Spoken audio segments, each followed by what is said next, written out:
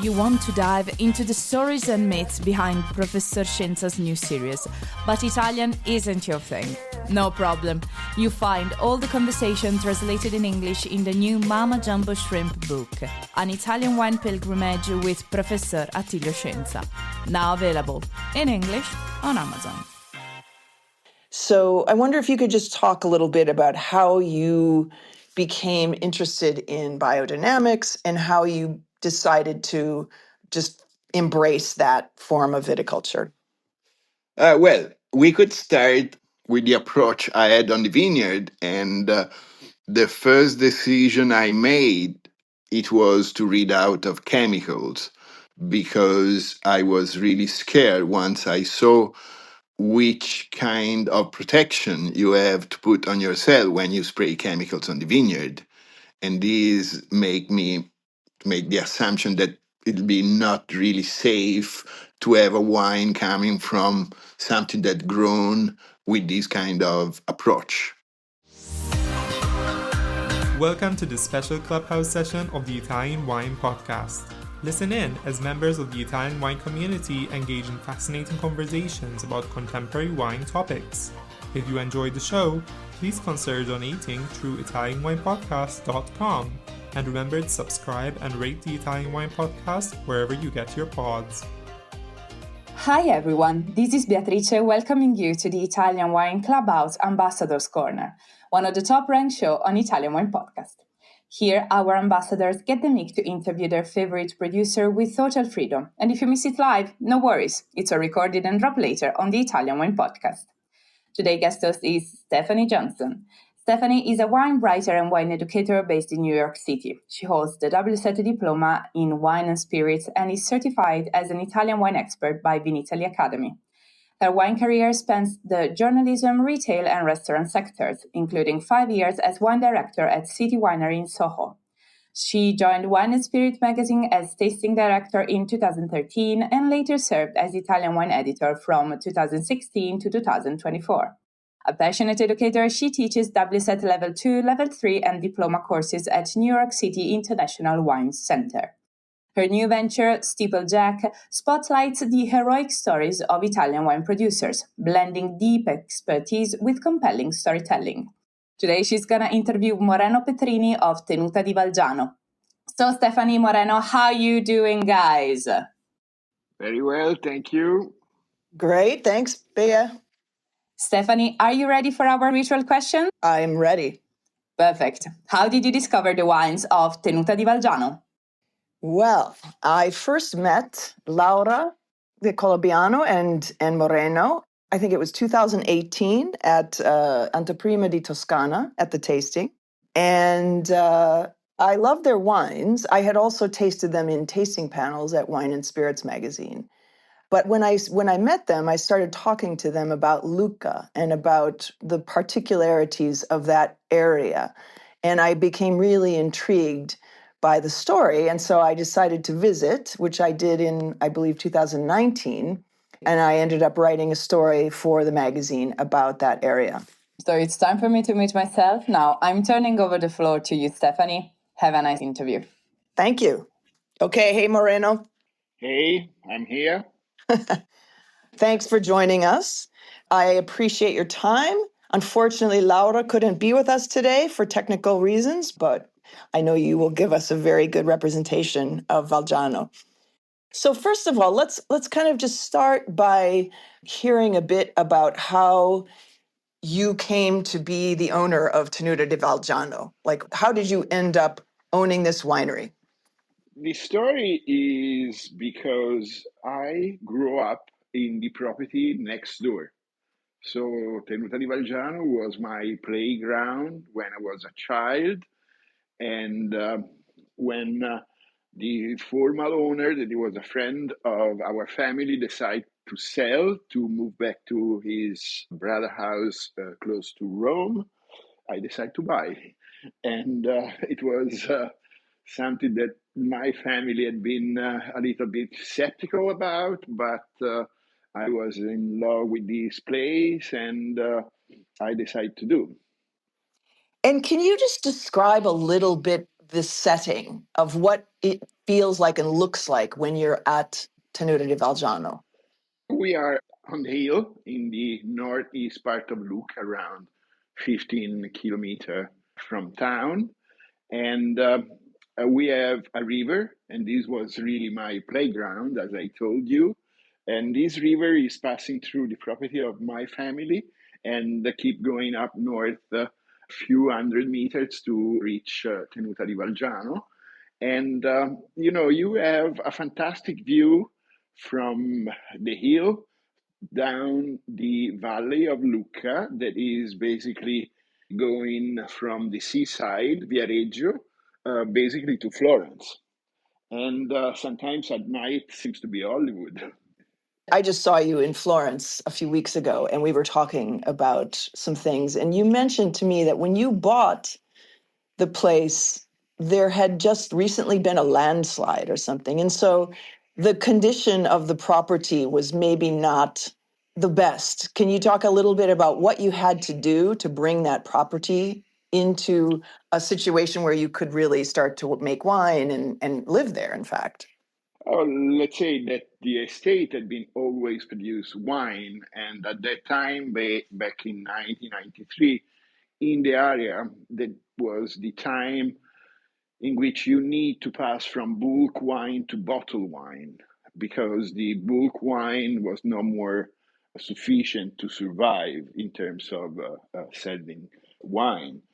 And then what I did is to put back some energy that probably the former owner, due to the age, was not able to put in the estate. And basically, the passion and the love for the place and the love for the nature had been making the rest.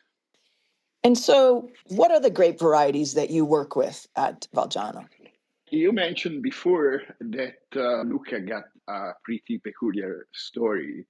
And in few words, I could name a way of saying in which we always joke in Lucca, because we say Florence was important in the 15th century because of the Renaissance, but Lucca was already famous since 1,500 years, because Lucca really was the first Roman town. So in the second century before Christ, during the Republican period of the Roman Emperor, Lucca was the only town in which the citizens were considered citizens of Rome. And after that, became the capital of the Duchy of Longobard of Central Italy, and then remain independent, producing and trading silk and being extremely rich due to this art. Basically, they had been able to remain independent till Napoleon. And Napoleon came and gave Lucca to his sister, and she became Princess of Lucca. And a French court came to rule the town, and the French court bring the French varietal that been introduced in Lucca after 1804, when the Napoleon people came. And the reason why there had been the introduction of the French varietal overall Syrah and Merlot was not for anhedonistic reasons, but it was more pragmatical reason, because the Merlot helped the Sangiovese in the cold vintages because ripe 1 month before the Sangiovese.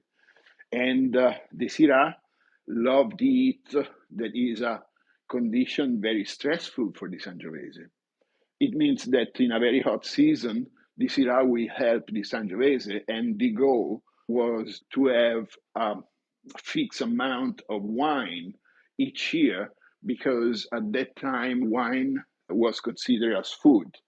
So as more quantity each single vintage you are able to achieve, as more food you are able to produce for your family. And when we start working here, we had been noticing, the tree varietal And when we decide to replant the first vineyard, we have been using the same mix in the same percent that we had been found in the vineyard. And after the first vineyard that we planted back in 1994, that vineyard was planted with clonal selection. But after that, we have been able to find a selection of native vines, and we have been reproduced those vines, and the rest of the vineyard had been replanted with a massal selection from the original vineyard that we found in Valgiano. And I remember walking through the vineyard with you, and you were showing me how the soil changes from one part of the vineyard to another, and so that the variety are sort of planted based on that change in the texture of the soil from one end to the other. Can you talk a little bit about that? Yes, I found, watching what had been planted in the past, that the Merlot was planted closer to the cella, and the Syrah was planted closer to the river, that is the opposite side of the property.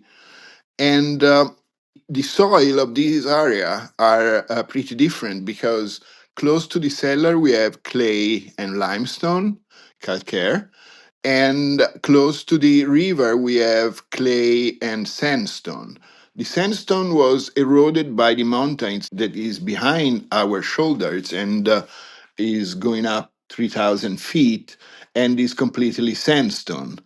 Then the erosion bring down pebbles on sandstone that had been laying on top of the original substrate of soil. It was clay.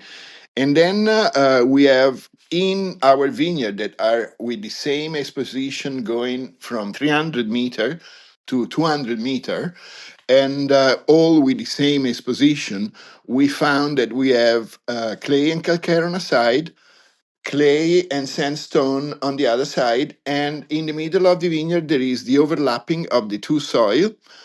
And on the overlapping of the two soils, we grow the Sangiovese, that is more or less 70% of the total amount of vines we have. And on calcaire and clay, we have the Merlot, and on sandstone and clay, we have the Syrah. This combination of soil is pretty rare, because sandstone and limestone get two very different geological era of formation. And in this particular case, we have the overlapping because of the erosion of the river. And, one of the things that surprised me a little bit, I guess, is when I think of the coast, I do think of French varieties for a lot of the coastal areas, but Sangiovese, to me, sometimes it seems harder for that to grow, especially further south from where you are. Lucca is quite far to the north of Tuscany. And so, can you just talk a little bit about why, in terms of the climate there, why it is better and easier to grow Sangiovese than maybe some other parts of the Tuscan coast? But let's say there are different reasons. And let's say that the Sangiovese belongs to the traditional area of production of wine in Tuscany. And historically, the area of production were chosen at that time to be close to the place where the wine was consumed. And is the reason why Sangiovese is grown in Lucca, because Lucca get a very old tradition of producing wine for the use of the Republic of Lucca. And then the area that produced Sangiovese in northern part of Tuscany around Florence is because this was the area where the wine was produced for the town of Florence. On the coast and in South Tuscany, being far away from the town where the wine was consumed, there were no production of wine. Probably nobody knows, but Lucca got the DOC in 1968. And in 1968, there were around 400 hectares, that is 1,200 acres of vines. And today there is the same amount of vines. In 1968, in Montalcino, there were 18 hectares of vines. And this was because Montalcino was not a traditional area in which we had been producing wine because it was far away from the market. And so the introduction of the wine came after that the wine became an hedonistic pleasure more than a part of the diet. And for the same reason, on the coast, the introduction of the vines came later. And due to the, let's say, market reason, there had been an introduction of the French varietal because this was very fashionable during the 90s. You can remember there had been the name Super Tuscan. That is pretty funny because when I make a presentation of the wine in the States, I say that is a blend of Sangiovese and some French varietal, and everybody come to me and said, "Oh, so then it's a Super Tuscan," and I have to explain, no, this is a DOC because in our DOC there is the mix of Sangiovese and French varietal due to the fact that we had been in France for a little part of our history in Lucca under the domination of the Napoleon court. And so I think there are the combination of historical and, let's say, practical reason that had been determining the introduction of French varietal more than the Sangiovese on the coast. That's so interesting that you were doing this blend of French varieties and Sangiovese way, hundreds of years before the Super Tuscan movement took off. But I was going to ask then for you to describe what your wines are, what your labels are that you produce now, and what are the differences among them. As I told before, our vineyard are all on the same exposition along the hill, and they have the same soil basically. So our project was or is to produce two wines. So both of them are respecting the tradition of the blend. And the difference between the two wines is the age of the vines. Then we have a production with the younger vines. So the vineyard that are younger and they are looking for their balance. And with that grapes, we produce the Palistorti. Palistorti means crooked post, and we took the name from the name of a vineyard that was very, very rocky, and it was down the road, and so you could see the vineyard from the above, and due to the rocks, they had not been able to plant all the post in line. So in the village, this vineyard became pretty known as Palistorti. And this is basically the blend of the Sangiovese, Syrah, and Merlot from the younger vines. And then we have the Tenuta di Valgiano, that is our flagship, that got the same blend, and the grapes are coming from the older vineyard. Due to the fact that in the tradition of the area were also white grapes mixed in the red wine to make more approachable when young, back in 93, we decided to start the production of a white wine itself, not blending anymore, not crushing anymore with the red grapes. And then we introduced also the Palistorti Bianco.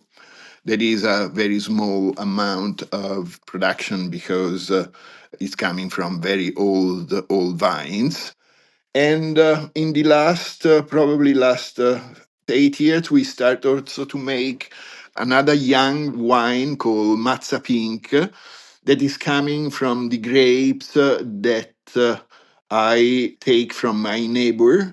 I do some consulting for them, and they pay out with the crop of a vineyard that then I vinified in Valgiano, and that wine would like to be very fresh and very easy, very approachable when young. So it's basically two main red and two small production, one of the Negos and the other one of the white wine. And the white it's Vermentino and Trebbiano, is that right? Or what is the blend there? Let's say basically, yes, it's based on Trebbiano and Vermentino, but also there are a small percent of very traditional old varietal, typical of this area, like Colombana, Malvasia, all these mix that is very hard to detect. Okay.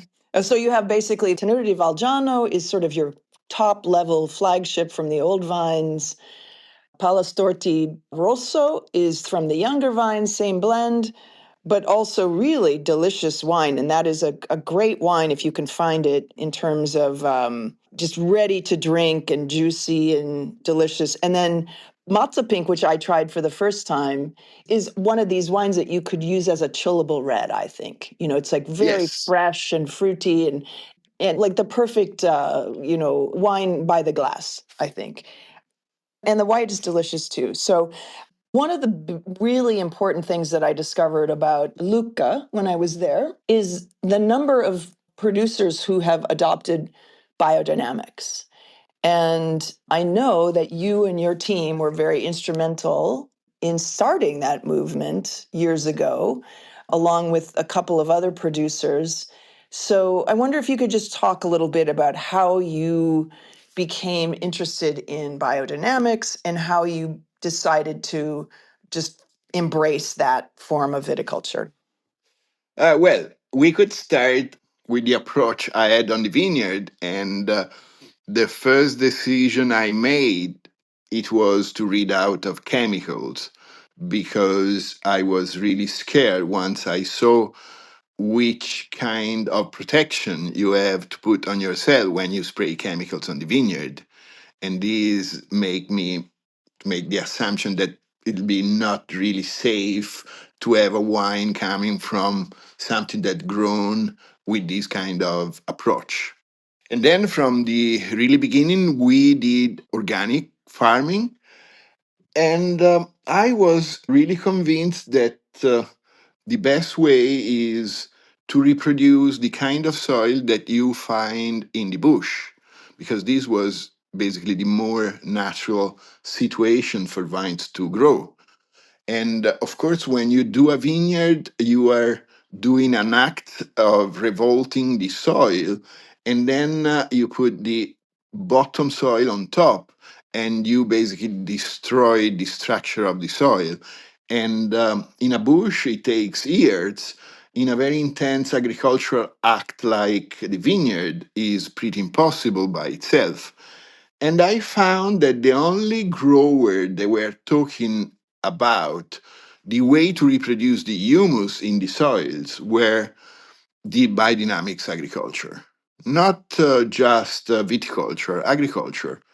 And then I start approaching in the way that I usually approach a problem. I start reading books just to have an idea. And I was pretty lucky to meet a guy, Alex Podolinsky, that was originally Ukrainian, born Australian agriculture. And he had been developed a very pragmatical approach to biodynamics. And so in 99, 2000, I had my first training. And, I just noticed in few sprays, so after a couple of years, that the structure of the soil had been completely changed. Before there were no structure, after that we kept making biodynamic practice, let's say spraying 500, that is the basic spray of the system, that we have a very big results. To make an example, I had a vineyard up the road, and it is very steep. And each time it was raining, there was a lot of topsoil coming down and flowed on the road, and I need to clean the road. Once had been the reproduction of the structure in the soil, this never happened again. That means that the cohesion of the soil itself is avoiding the erosion of the topsoil.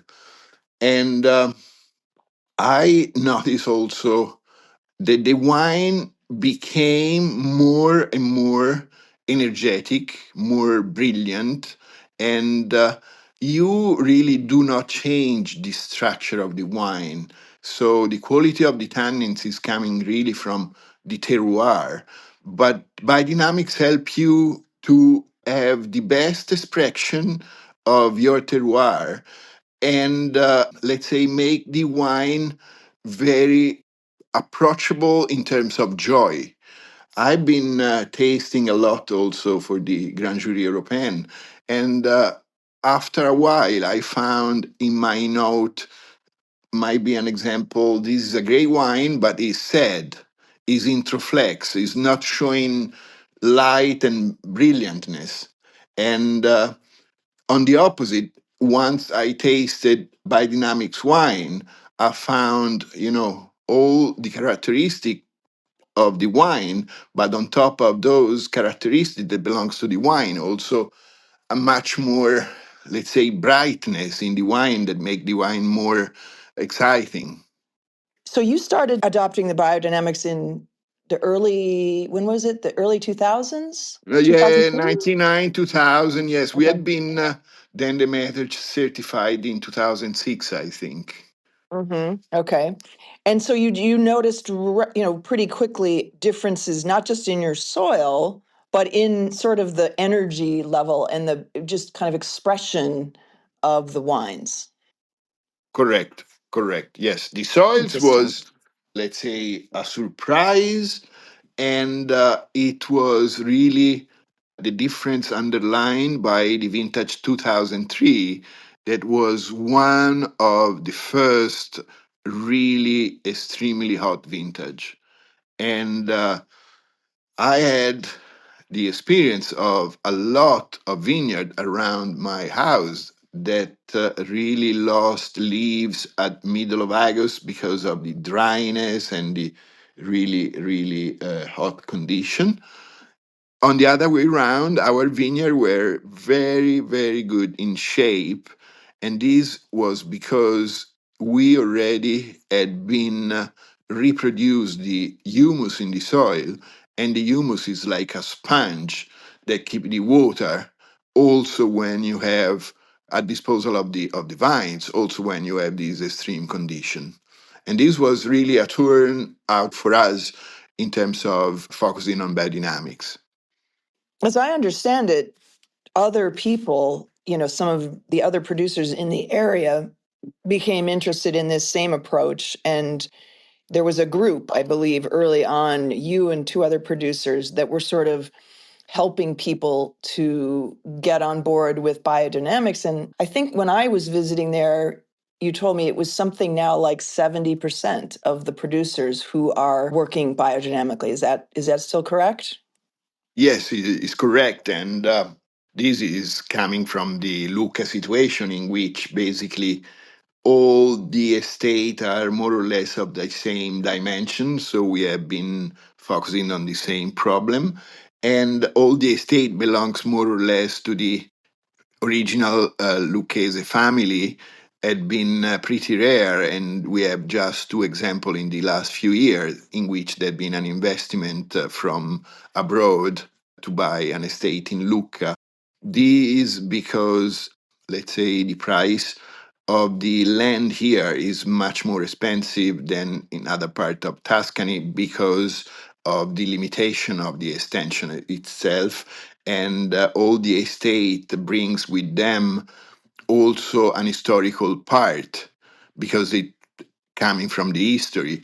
And then to make an investment, if you would like to develop the wine business, is not that convenient because you pay a lot the historical part.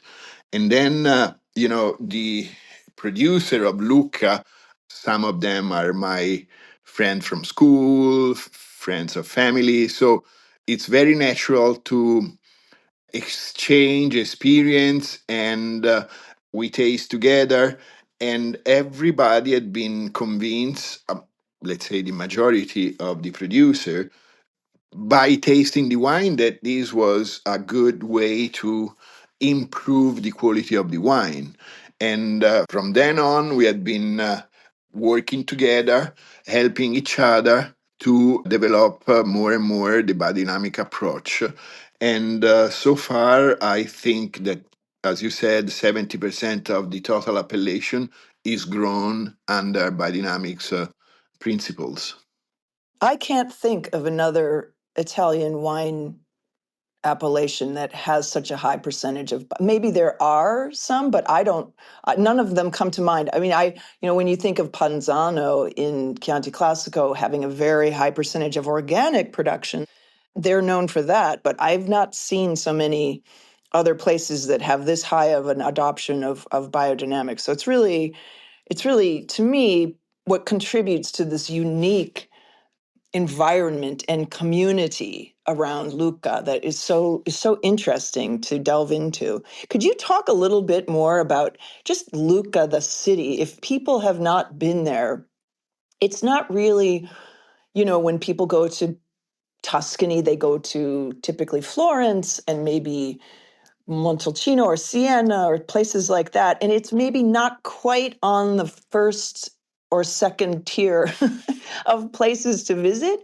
but it's really one of the most interesting cities, I think, with the walls and the whole, Puccini came from there. And so can you just talk a little bit about the city itself? Yes, the city is very nice because it's untouched. And walking around the streets, you could really have an historical feeling because the center of the town is completely surrounded by walls.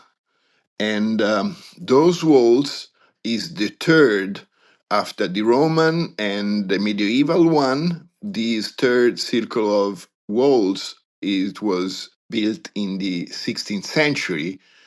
And it was a funny story because as the walls had been finished and pretend to be a good defensive wall, the way of making war changed due to the powder, the polvere da sparo, with cannons and stuff like that. So it was no more useful. And so right away it became like a park.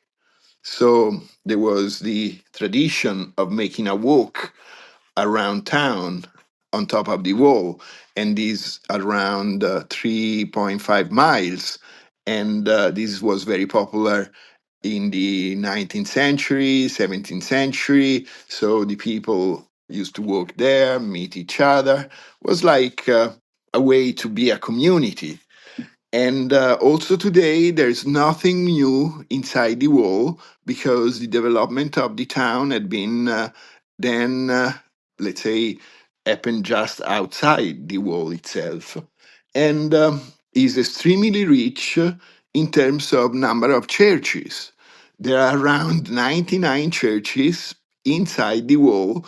And on top of the cathedral, there are several other Romanic churches. They are very, very interesting to see because they are belongs to the typical Pisano Lucchese styles, and it's coming from the 12th and 13th century, and they are full of work of art. And you could still feel the difference in the touristic offer in Lucca because the difference between the other town and Lucca is not having, there are just few hotel in the town. The offer is more on bed and breakfast, and it came on stage in the last, let's say, 10 years. Before they were much less than now, it was much less developed. And not having, big hotel, the group of the people you could meet during your visit in Lucca is just very small group. You don't have those kind of lines of people following a flag because they are coming out of a bus for a quick tour, and then they form a line that make you make hard to cross a road. This is not typical of Lucca. So right now, I should say it's pretty popular in terms of tourism, but is a kind of tourism that they move in small groups, so they are less impacting in the day life of the town. And so you don't have the feeling to be in a touristic spot that could be the feeling that you have in other places in Tuscany. Yeah, that is so true. And as a result, it's just such a pleasure to be there and not, when you're in Florence, you're just in the middle of hordes and hordes and hordes of tourists. And that's not the feeling in Lucca. And the walls remind me almost of, if anybody knows in New York City, the High Line, which is this raised old train track downtown that has been turned into a park, a pedestrian park. It's almost like that, except it goes all the way around the city. And you could drive probably 5 cars abreast. That's how wide it is. So it's an incredible place to visit. And I just think, and also if you're an opera fan, this is the home of Puccini, and you can go visit his home where he grew up, and you can literally hear a Puccini concert every day of the year. So it's a fascinating place, but also because of the wine. And it's these wines I think are really worth exploring. They're not as famous as some other, Tuscan wine appellations, but I think they should be. And so I hope that people will explore that and seek out some wines from the Colline Lucchese, and especially Tenuta di Valgiano. And my website, SteepleJack, will have this article that I wrote a few years ago about Lucca, if you want to explore that further. But Moreno, I just want to thank you for taking time today to talk with us. It's been really interesting to hear more about your home and the wines that you're making. Thank you, Stephanie. Thank you for your time and this interview. I hope that the people that listen the interview will be exciting to have a trial of the Lucca wine. And as you said, Lucca is a very interesting appellation. The wine are pretty rare because the total appellation, as I mentioned, is just 1,200 acres, and the annual production is around 600, 700,000 bottles only. So it's a very tiny appellation if you compare with other more popular appellation in Tuscany. But as you said, is a different phase of Tuscany for different reason, historical, due to the varietal that we use in our wine, and also because we are the northern appellation producing red wine in Tuscany. So our climate is a little bit more cool comparing with South Tuscany. We have much more excursion between day and night temperature, and these make the wine very fresh and very food friendly. In Lucca, right now, there is also a very exciting proposal in terms of food. The restaurant scene is very exciting. There are young people and new restaurant and traditional restaurant that change the generation of the people cooking.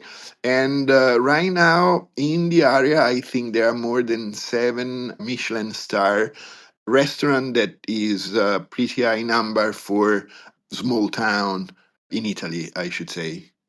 Yes, well, people should go and visit before it becomes too famous, right? All right. Well, thank you again, Moreno. Thank you, Stephanie. Thank you, Moreno. That was such a nice interview.